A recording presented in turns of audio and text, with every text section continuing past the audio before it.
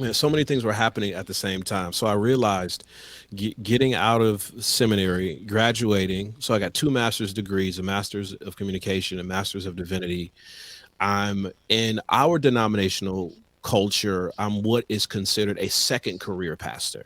So Mm-hmm. in our denominational context, a second career pastor is simply someone who did not do undergrad in religion or theology and sort of caught the wave Mm-hmm. of pastoral ministry later on in life.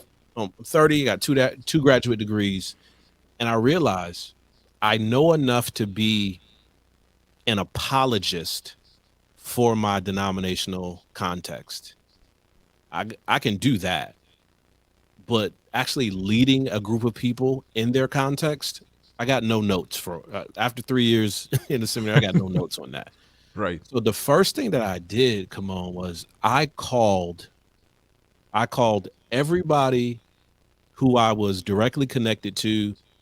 Uh, it, Back then we weren't on LinkedIn, but you would everybody I was connected to, like a first connection or a second tier connection. Anybody who I thought was doing something notable or influential or powerful in ministry, man, I was just trying to get on the phone with them for 30 minutes, for an hour. Hey, give me some insight, some perspective, some know-how on really how to do this thing. A lot of people turn me down. Mm.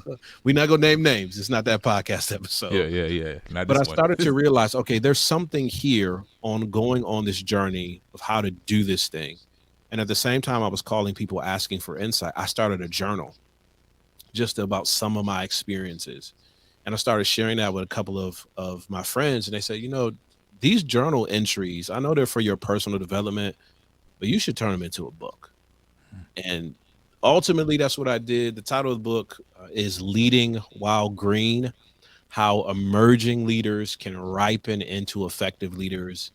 And the foundation of the book is this idea of being in a seat of responsibility for the first time, a big seat of responsibility. And yes, there were only 20 members in my first church, but a big seat of responsibility for the first time, and really just having no idea of what I was supposed to be doing outside of doing Bible study on Wednesday and preaching sermons on the weekend. So yeah, that's how the book came about. That's so cool, man. I'm so glad you told that story. There's so many things. I love to pick stuff out of stories to make the Yeah. application, right? So first of all, here it is. You've kind of you documented your process, and you allow yourself not to cap your knowledge at what you knew, but you were using your curiosity to ask other people. And so for someone out there, you may say, listen, I have some interest in a topic, but I don't know everything. I'm not an expert. Well, you can borrow other people's expertise. That's kind of the way that you did that there, peer. And then what I really love about this is you put the title of the book is Leading While Green: How Emerging Leaders, and finish the rest for me. Yeah, how emerging leaders can ripen into effective leaders. And there's a Now, green banana on the cover. yeah, yeah. It's a white book with a green banana. But think about this, right?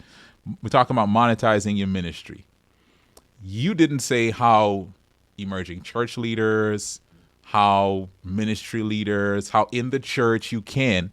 You made this something where you took the principle of what you were going through in your experience leading in a church context, and you wrote a book that could be used by people in other contexts out of that. And I think that's what's so powerful about this.